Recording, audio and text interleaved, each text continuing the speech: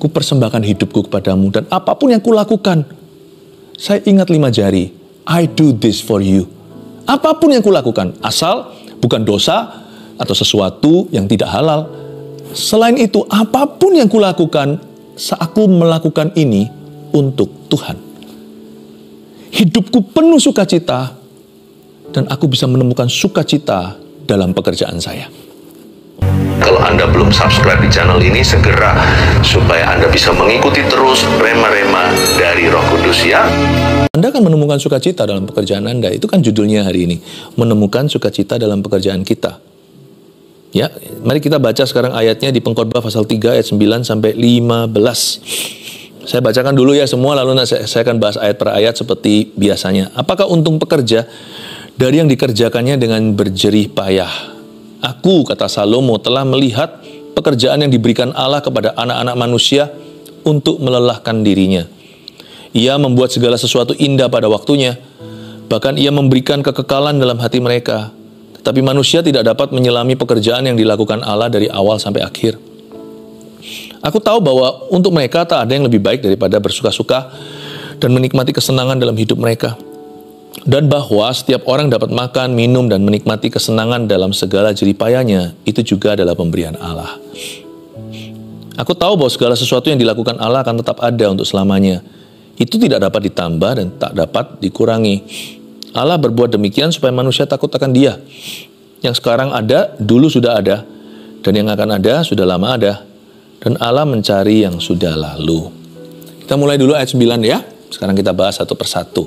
Menemukan sukacita dalam pekerjaan kita dalam konteks profesi. Apakah untung pekerja dari yang dikerjakannya dengan berjerih payah? Kalau kita pikir-pikir lagi ya, kenapa kita kerja begitu keras ya? Kalau kita nggak punya tujuan yang kekal. Pertanyaan berikutnya adalah, kenapa orang yang mengaku tahu tujuan kekal, kerjanya asal-asal? Kok lucu ya? Saya rasa dua-dua salah ini. Ada orang yang workaholic, mati-matian, tapi motivasinya nggak bersih. Motivasinya bukan untuk memuliakan Tuhan. Lalu untuk apa? Untuk sesuatu yang fana. Fana itu artinya bukan hanya sementara, tapi sia-sia. Ujungnya nggak akan membahagiakan. Kita mau makan semahal apapun juga, besok lapar lagi. Dan kemarin makanan itu hanya jadi memori, sudah nggak ada perasaannya, sudah nggak ada efeknya bagi kita. Dan kita sudah lupa. Janganlah kerja untuk sesuatu yang fana. Sehingga Salomo, raja paling kaya, si anak Daud ini yang memerintah di Yerusalem, dia ini sudah mengeksplorasi semua kenikmatan dunia, dan dia juga mengeksplorasi seluruh hikmat.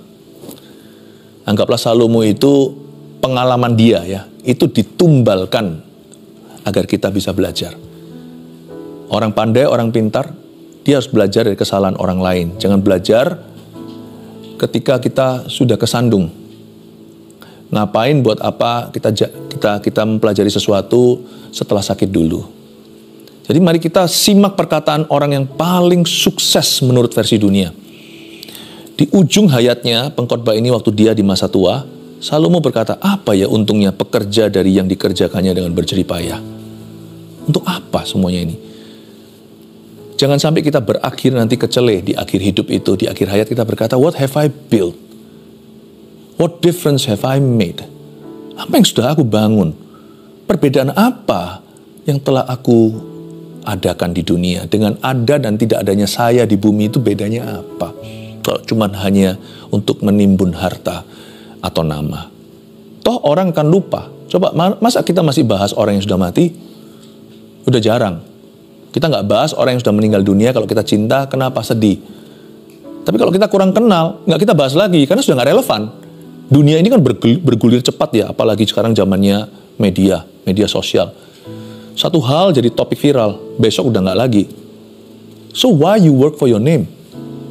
Toh suatu hari kita akan dilupakan. Di tempat di mana kita berdiri itu nggak akan ingat lagi.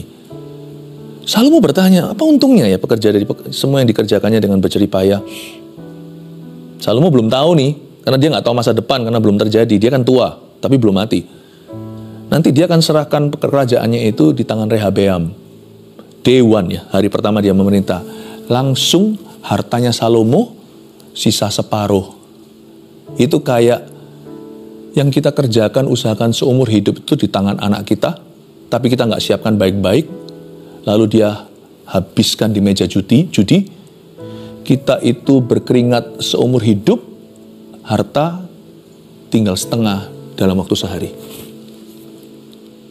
Dan bait suci pun dirobohkan. Bait suci yang begitu super indah. Jadi nggak heran ayat 9 ini dia peka, dia sudah merasa ini, sudah punya firasat. Untuk apa ya kerja semuanya ini? Ayat 10, aku telah melihat pekerjaan yang diberikan Allah kepada anak-anak manusia untuk melelahkan dirinya. Ayat 10 ini adalah versi negatifnya. Tapi bagi kita, di ayat 11 berkata, ia membuat segala sesuatu indah pada waktunya, bahkan ia memberikan kekekalan dalam hati mereka. Kelebihan orang-orang yang hidup di perjanjian baru, kita tahu surga neraka. Karena kita sudah tahu, kita sudah menerima Injil Yesus Kristus. Yesus sudah lahir, mati, bangkit, dan naik ke surga. Jadi kita tahu kita akan kemana. Kekekalan dalam hati Salomo hari itu hanyalah berupa suatu pertanyaan yang dia tidak bisa jawab. Dia merasa suatu kekekalan yang dia rasakan di hatinya justru menyiksa dia dengan suatu rasa penasaran. Kalau hidup itu hanya sampai begini saja atau sampai mati lalu kemudian tiada lagi, untuk apa ya semua ini? Tapi di perjanjian baru, sisi koin yang sama satunya, kita tahu bahwa ada upah di sorga. Anak sekolah minggu pun mengerti. Tanganku kerja buat Tuhan, mulutku puji namanya, kakiku berjalan cari jiwa, upahku besar di sorga. Ini lagu lucu, lagu sekolah minggu. Tapi Salomo pun tidak tahu ini. Ini lagu kalau dinyanyiin perjanjian lama bisa jadi pewahyuan terbesar zaman itu. Jangan remehkan lagu sekolah minggu. Lagu ini penuh dengan wahyu. Bukan kita cari upah ya. Masa sampai sorga kita masih maunya profit melulu. Bukan, upah di sorga itu artinya kalau kita mati, kita nggak mati. Kita itu hanya meninggalkan dunia dan semua jeripaya pekerjaan dan makna hidup kita itu akan Tuhan reward di sorga nanti. Alias diakui sama Tuhan. Akan ada orang yang menjabat tanganmu dan berkata, thank you. Karena Injil yang kau bawa dalam hidupku, aku tidak binasa. Sekarang aku di sini, di dalam rumah Bapa. Anda kan tanya, kapan ya? Ingat enggak kamu tanggal itu? Kamu ajak aku ke gereja. Jadi hidup kita nggak sia-sia. Ada sesuatu di hidup yang fana ini kita bawa dan diakui secara kekal. Tanganku kerja buat Tuhan. Mulutku puji namanya. Kakiku berjalan cari jiwa. Upahku besar di surga. Ini yang membuat Salomo penasaran. Untuk apa ya? Karena dia nggak lihat surga. Di perjanjian lama belum ada pewahyuan tentang afterlife. Ada samar-samar kalau Anda baca di Mazmurnya Daud, papanya juga ada berkata, dan aku akan diam di rumah Tuhan selamanya. Dia ada rasa lah, ada feeling lah, tapi Tuhan belum wahyukan. Tapi dia ada semacam firasat, pasti ada something more, something beyond, ada sesuatu yang lebih, sesuatu yang lanjut, tapi dia nggak bisa bahasakan. Kalah sama sekolah minggu. Makanya Yesus berkata, Yohanes Pembaptis ini, dia adalah nabi terakhir perjanjian lama yang membuka halaman perjanjian baru. Dia mungkin lebih besar dari nabi yang lain, tapi siapapun yang lahir baru dalam kerajaan Allah lebih besar dari dia. Anak sekolah minggu pun tahu. Kalah semuanya nabi-nabi zaman dulu. Mereka hanya firasat, feeling-feeling dan penasaran. Kalau Salomo sih kecampur frustasi karena dia banyak sia-siakan potensi. Apa sih untungnya pekerjaan dari yang dikerjakan dengan berjerih payah? Aku telah melihat pekerjaan yang diberikan Allah kepada anak-anak manusia untuk melelahkan dirinya. Bagi kita yang tahu bahwa ada upah di sorga, Tuhan melihat pekerjaan yang diberikan, aku melihat pekerjaan yang diberikan Allah kepada anak-anak manusia, Anda dan saya, bukan untuk melelahkan kita, tapi untuk membuat kita semakin bersuka cita. Katakan amin. Membuat kita semakin happy. Wow, setiap hari hidup itu excited loh. Saya bergairah karena saya tahu hidup itu nggak berhenti sampai sini. Saya bersyukur saya hidup di era perjanjian baru. Semua pekerjaan saya tidak lagi untuk melelahkan diri, semua pekerjaan saya serahkan ke tangan Allah. Lord, I give all my life to you. Ku persembahkan hidupku kepadamu, dan apapun yang kulakukan, saya ingat 5 jari. I do this for you. Apapun yang kulakukan, asal bukan dosa atau sesuatu yang tidak halal. Selain itu, apapun yang kulakukan, aku melakukan ini untuk Tuhan. Hidupku penuh sukacita, dan aku bisa menemukan sukacita dalam pekerjaan saya. Bukan untuk melelahkan diriku, tapi justru untuk memberi makna kepada kehidupan yang sementara. Karena itu, there are 2 sides to this. Ada 2 sisi dari koin ayat 10. Sisi perjanjian lama, samar-samar. Karena tidak tahu, lelah aku. Sisi perjanjian baru, aku tahu. Haleluya. Untuk semua yang Tuhan embankan di kehidupanku ini, ku pergunakan untuk kemuliaan namanya. Berikan kepadaku nilai kekal Tuhan dalam hati. Ia membuat segala sesuatu indah pada waktunya, ayat 11. Bahkan masa susah pun saya bisa melihat tujuan Allah. Kesengsaraanku tidak akan disia-sia. Bahkan ada ayat berkata, barang siapa menderita bersama dengan Kristus akan memerintah bersama dengan Dia. Wow, Tuhan bekerja sama mendatangkan kebaikan bagi setiap orang yang mengasihinya, yang terpanggil sesuai dengan rencananya. Dan mereka pun akan dimuliakan bersama dengan Dia. Ia membuat segala sesuatu indah pada waktunya. Setiap musim kehidupan pasti ada nilai kekalnya. Jadi kita tidak perlu mengeluh kalau our job is tough. Bahkan ayat firman Tuhan lainnya berkata begini dalam surat Paulus, kesengsaraanmu tuh mengerjakan kemuliaan yang kekal. Kesengsaraan kita sekarang itu tiada artinya, tidak seberapa dibandingkan kemuliaan yang akan dinyatakan. Paulus pun menganggap bahwa memikul salib dalam pekerjaannya, dia pendeta, dia pengkhotbah, rasul, pemberita Injil. Dia juga bapak gereja.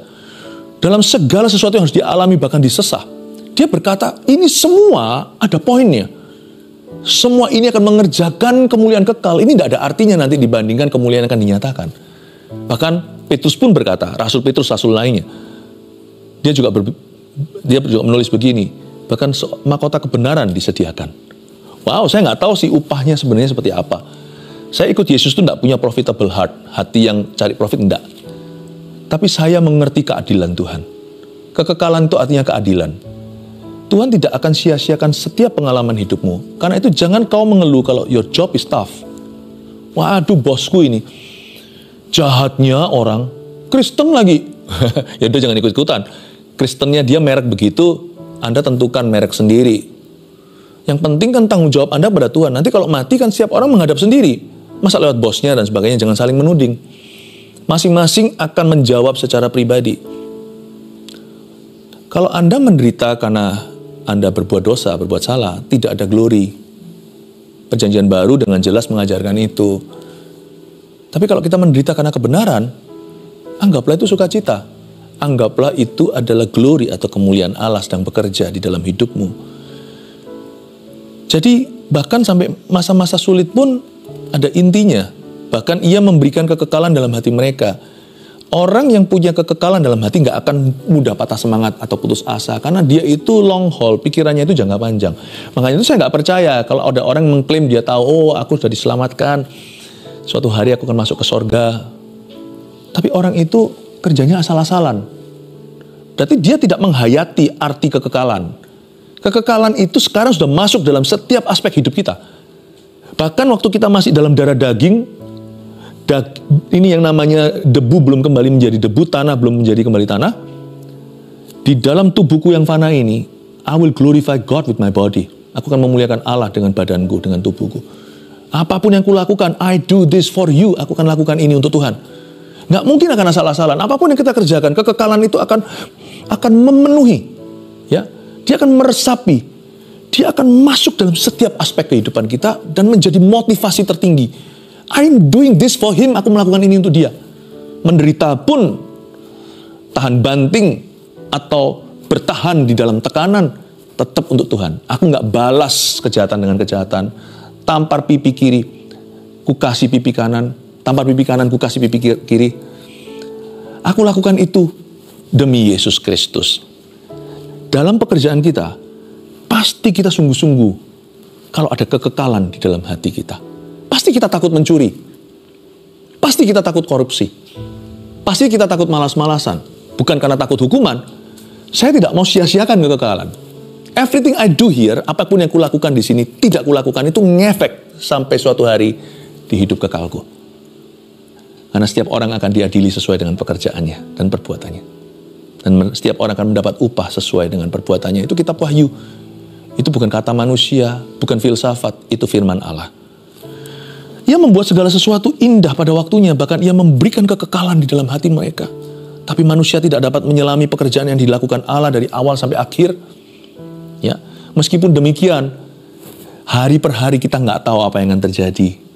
Kita diajari untuk bergantung pada tuntunannya.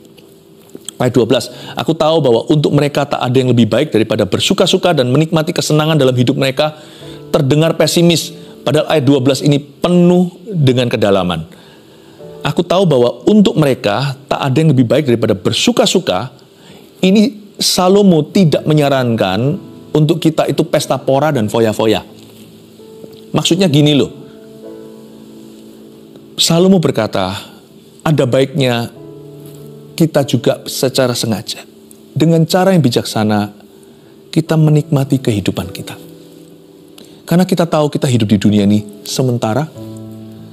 Jangan kita itu abaikan kebutuhan orang-orang yang kita cinta. Sebab suatu hari kita tidak bisa memenuhi kebutuhan mereka. Waktu kita mati, Gembala Agung yang akan memenuhi. Saya bisa care untuk anak-anak saya sekarang di dunia. Karena saya papanya satu-satunya. Suatu hari kita semua waktu bertemu di sorga, Bapa di sorga satu-satunya. Kalau saya mau jadi papa itu di sini sekarang, bukan di sana. Saya nggak tahu ya, hanya Tuhan yang tahu, jangan spekulasi. Paling-paling kita cuma dapat hint atau cuma dapat bocoran waktu Yesus dibangkitkan. Yesus kan umur sekian. Apakah itu berlaku untuk setiap kita? Saya tidak tahu. Tapi apakah nanti kita di sorga semuanya seusia? Kita semua jadi muda yang pastinya ya. Dengan semua cacat celah kita nggak ada. I don't know sih, tapi pasti nggak ada air mata. Nggak ada kesedihan, nggak ada dosa, nggak ada setan. Kalau mau jadi papa, di sini aja. Mau nikmati sungguh-sungguh, menjadi orang tua yang penuh kasih pada anak-anaknya. Now is the time. Jangankan sebelum mati, sebelum tua kalau bisa. Mau cinta sama istrinya, mau cinta sama suaminya. Sekarang. Ini meskipun nanti suatu hari di sorga hubungan kita pasti ada samanya. Tuhan itu adil. Pasti ada friendship yang continue, pasti ada suatu persahabatan, kedekatan, keintiman kan bukan soal seksualitas saja. Keintiman itu bicara tentang keakraban, itu pasti kita bawa lah. Nggak mungkin kita di sana itu saling cuek-cuekan. Sorga bukan tempatnya demensia. Orang demensia sembuh di sana. Udah nggak ada lagi gitu-gitu. Sorga bukan tempat orang pikun. Sorga itu berada di dalam kemahatauan Allah. Berarti kita pasti ada kecipratannya. Meskipun hanya Tuhan yang maha tahu. Tapi dengan jelas Alkitab memperingatkan, Yesus sendiri yang berkata, suatu hari mereka tidak akan hidup kawin dan mengawinkan. Tapi seperti malaikat. Mau jadi suami yang betul-betul loving to his wife? Now is the time.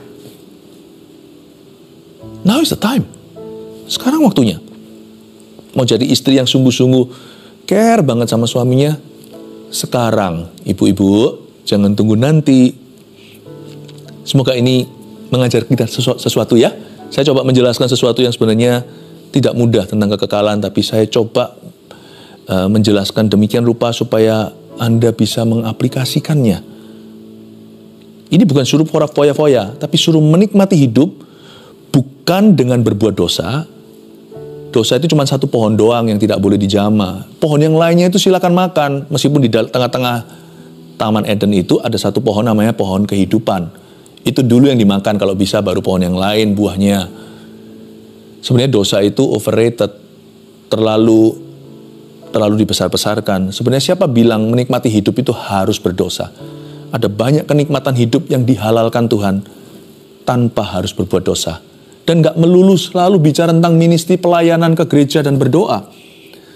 Monggo silahkan kalau sana mau menikmati semua berkat Tuhan. Itu pun kehendak Allah. Bapak kita tuh baik. Mana ada ayah yang kasih kala jengking anaknya minta roti, kasih batu, kasih ular. Tuhan kasih kita hidup itu pasti kasih kita kenikmatan.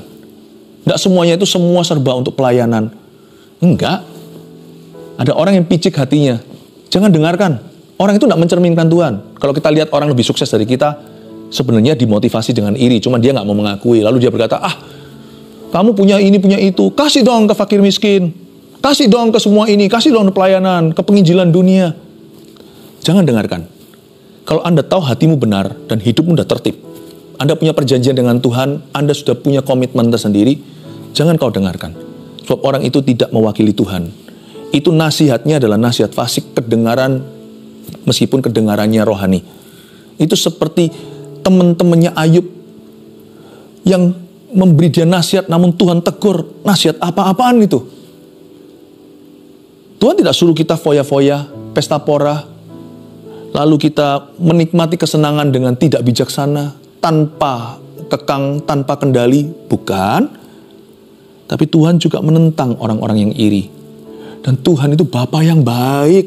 Dia itu kepingin Anda dan saya makan roti, minum air jernih. Tuhan itu tidak mau kasih kita kalajengking. Tuhan itu senang kalau kita itu bisa enjoy hidup kita. Apa yang sah dan apa yang datang dari tahta Bapa untuk you and your family. Please, silakan. Kalau Anda lihat orang yang lebih enjoy misalnya, lebih punya, banggalah dan bahagialah untuk mereka. Dan kalau Anda merasa Anda lebih sedikit, Anda tidak seberuntung mereka, ya nggak apa-apa. Anda nggak usah merasa seperti korban dan belas kasihan, mengasihani diri sendiri, victim mentality, merasa dirinya sepertinya, kasihan aku ini. Nggak usah. Setiap level itu ada kenikmatannya kalau hatinya itu benar di hadapan Tuhan. Nggak usah saya naik ke level itu baru saya bisa super happy. Kamu di level itu, aku di level ini. Kita dua-dua unda-undi 11-12 kok sama-sama super happy. Hati-hati aja dengan keinginan. Sebab kebutuhan manusia itu sebenarnya kurang lebih sama kok. Yang beda cuma apa yang bisa dibeli. Tapi apa yang Tuhan sediakan seringkali for free. Tahukah Anda? Kadang-kadang saya melihat orang-orang yang renang di swimming pool yang bagus. Wow, bisa hotel bintang 5, nggak mudah. Kadang-kadang kalau saya melihat di luar, di Indonesia, nggak tahu masih ada pemandangan gitu. Misalnya kalau lagi banjir gitu, lalu ada anak-anak kampung yang saling berenang-berenang di sana. Wah, happy banget. Jalanan raya itu jadi kolam renang free lagi. Dan anehnya nggak sakit. Kalau kita nyemplung, kita langsung jatuh sakit. Nggak sakit loh. Luar biasa nggak? Tuhan memberi happiness pada setiap orang, asal orang itu bersyukur. Yang nggak bisa beli jangan iri, yang bisa beli jangan gaya. Nikmati bagianmu sendiri, bersyukurlah kepada Allah. Kalau bisa kerja kayak gitu, ambisi kita itu adalah maju. Ambisi kita bukan sikut kanan kiri supaya membuktikan diri, bukan. Silakan, setiap orang harus maju dong, setiap orang harus excellent dalam pekerjaannya. Tapi bukan untuk gaya, bukan untuk ngece orang lain, dan juga bukan ambisius iri, aku mau jadi seperti orang itu. Ngapain jadi orang lain? Majukan pekerjaan bukan supaya jadi orang lain. Majukan pekerjaan supaya Anda bisa mempertanggungjawabkan talenta pada Tuhan. 1 jadi 2, 2 jadi 4, 5 jadi 10 kota. Supaya Anda bisa memuliakan Allah. Saya coba urusi dulu di bidang motivasinya. Lanjut lagi ya, ayat yang ke-13. Dan bahwa setiap orang dapat makan, minum, dan menikmati kesenangan dalam segala jeripayanya. Itu juga adalah pemberian Allah. It's a gift of God. Gift from God. Dari Tuhan. Pemberian Allah. Coba katakan pemberian Allah. It's so beautiful, pemberian Allah. Saya kadang-kadang kalau bicara dengan jemaat tertentu, saya berkata, wah kamu, saya doakan supaya sukses. Kalau kamu sukses, cukup, I'm happy for you. Itu suksesmu, itu adalah keberhasilanmu. Gak apa-apa ya Pastor Philip, kami untuk upgrade ini dan itu. It's okay, itu hakmu. Itu hakmu. Setiap kita itu punya rezeki sendiri-sendiri dari Tuhan. It's your right. Gak apa-apa. Asal kita selalu ingat perintah Tuhan. Dan kita memperhatikan sesama kita. Udah itu aja. Ayat 14. Aku tahu bahwa segala sesuatu yang dilakukan Allah akan tetap ada untuk selama-lamanya. Itu tidak dapat ditambah dan tak dapat dikurangi. Allah berbuat demikian supaya manusia takut akan Dia. Lihat itu. Nggak bisa ditambah, nggak bisa dikurangi. Tuhan itu jepit kita dan sudah corner kita memojokkan setiap orang itu pada level yang Tuhan izinkan. Dan menguji hatinya dia bisa menerima nggak? Dia bisa bersyukur nggak? Baru Tuhan tambahin. Semua itu akan tetap ada. Yang lebih nggak berlebihan, yang kurang nggak kekurangan. Tuhan membuat itu supaya setiap orang humble, supaya semua orang itu belajar takut sama Tuhan. Karena semua itu, pada hal-hal itu, nyawamu tidak bergantung ke situ. Orang miskin, orang kaya, sukses kerjaannya, ada yang lebih sukses, ada yang belum sukses, nggak bergantung dengan itu. Bergantunglah kepada Roh Kudus. Yang sekarang ada, dulu sudah ada ayat 15, dan yang akan ada sudah lama ada, dan Allah mencari yang sudah lalu. Salah satu arti ayat 15 ini kalau dijabarkan banyak sekali, cuma satu aja yang saya kasih berkenaan dengan tema adalah, semua pengalaman hidupmu yang dulu, sekarang, dan sedang Anda lalui, semuanya itu bisa pada akhirnya dipakai oleh Tuhan untuk mengajari sesuatu dan untuk mendatangkan kebaikan. Allah selalu mencari yang sudah lalu. Jadi nggak ada yang namanya skill kita itu sia-sia, kemampuan kita, pengalaman kita. Enggak lah, semua itu adalah biaya kuliah. Bisnis pernah gagal misalnya orang dalam perusahaan, itu pasti nanti bukan hanya untuk bisnisnya, itu pasti nanti berguna untuk membantu orang lain jangan masuk ke lubang yang sama. Segala sesuatu di hidupmu itu akan dipakai Tuhan untuk mendatangkan kebaikan dan untuk membangun kerajaannya. Ada orang yang pintar sekali desain-desain, arsitek misalnya, ternyata pada akhirnya dia dipercaya oleh gereja untuk bisa bantu desain gereja. Ternyata pekerjaannya itu berguna untuk kerajaan Allah. Bukan hanya untuk membuat dia sukses dalam profesinya, tapi dia bisa melakukan sesuatu di mil kedua. Melakukan sesuatu sebagai ministry, atau untuk mengembalikan favor yang dia sudah terima dari Tuhan Yesus. Pastilah, semua yang terjadi di hidupmu, baik yang baik maupun yang nampaknya buruk, semua itu akan Tuhan pakai untuk membangun kerajaannya. 3 poin Anda bisa catat. Menemukan sukacita dalam pekerjaan kita, nomor 1, menyadari bahwa pekerjaan kita adalah pemberian Allah. First of all, akui dulu, kerjaanku ini datangnya dari Tuhan. Kecuali jikalau pekerjaan Anda ilegal, jangan ngaku-ngaku. Itu bukan dari Tuhan, bertobat dan tinggalkan. Tapi kalau pekerjaan itu baik, tapi gini Pastor Philip, saya itu nggak suka pekerjaan saya masalahnya. Karena saya kepinginnya sih begini, saya kepinginnya itulah, ini mulai idealnya, saya ingin punya pekerjaan yang begini, begitu. Just in case ya, jaga-jaga jikalau if you don't do what you love, then learn to love what you do. Bahasa Indonesianya begini, kalau Anda merasa Anda tidak melakukan atau mengerjakan sesuatu yang Anda sukai, sukai dulu pekerjaan whatever, apapun itu. Suka itu bisa ditambah kok, cinta juga kok. Kerja itu kan seperti pernikahan juga. Mau jatuh cinta setengah mati di depan, nanti di belakangnya nggak setia juga bisa. Ya, yang mau drama Korea yang flamboyan, lalu ujung-ujungnya selingkuh juga bisa kalau dia mau. Tapi ada yang masuknya itu dengan komitmen. Tapi tambah hari semakin kompatibel, semakin cocok, dan semakin cinta, semakin mengasihi. Cinta itu bisa ditambahkan. Ini bukan pesan perjodohan, ini pesan pekerjaan. Berarti kalau Anda menyadari pekerjaan dari Allah, Anda akan apresiasi menghargai itu. Dan Tuhan akan tingkatkan makin hari, Anda makin cinta pekerjaanmu. Itu dia, menemukan sukacita dalam pekerjaan kita. Nomor 2, menikmati hasil jeripaya kita sebagai berkat daripadanya. Penting punya karunia menikmati. Dari kerja keras kita itu, jangan semuanya itu disimpan melulu, tapi juga harus ada yang Anda nikmati bersama dengan keluarga, orang-orang yang Anda cinta. Nikmatilah. Karunia menikmati itu adalah motivasi yang dahsyat untuk kita semakin sungguh-sungguh bekerja. Enjoy it wisely. Secara bijaksana, nikmatilah. Bijaksana takarannya apa? Relatif, setiap orang harus ngikut sendiri, makanya itu selalu merapat dan mendekat pada Roh Kudus. Karena dia roh kebenaran dalam hati. Anda pasti akan tahu, lebih dari itu tidak srek hatinya, sesuatu yang berlebihan Tuhan pasti beritahukan. Ya. Ketiga, membangun kerajaannya melalui keahlian pekerjaan kita. Setiap kita tuh sesuatu yang bisa kita sumbangsihkan untuk kerajaan Allah. Ada orang itu yang punya daya, ada orang yang punya dana, ada orang yang punya talenta. Tahukah karunia itu berbeda-beda? Ada orang yang diberikan karunia untuk memimpin. Ada yang karunia melayani. Siapa bilang karunia itu hanya 9 karunia yang supranatural, yang sifatnya manifestasi. Ada karunia-karunia yang saya sebut tadi. memimpin.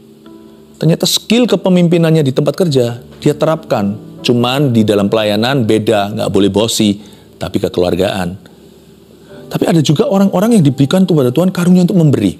Meskipun setiap kita orang Kristen harus punya DNA seorang pemberi, karena Allah kita adalah Allah yang memberi. Tapi ada orang tertentu yang memang sungguh-sungguh punya karunia khusus di situ. Ya, giver. Entah apa menjadi karunia kita, belajarlah mengerti bahwa Tuhan menempamu di dunia kerja, itu bukan finalnya. Finalnya itu selalu di pekabaran Injil. Selalu Tuhan akan pakai itu, pakai ini untuk itu. Minta sama Tuhan, kasih daya, kasih dana dan talenta kepada kita untuk kita bisa persembahkan. Saya persembahkan, saya bisa 1-2 bahasa.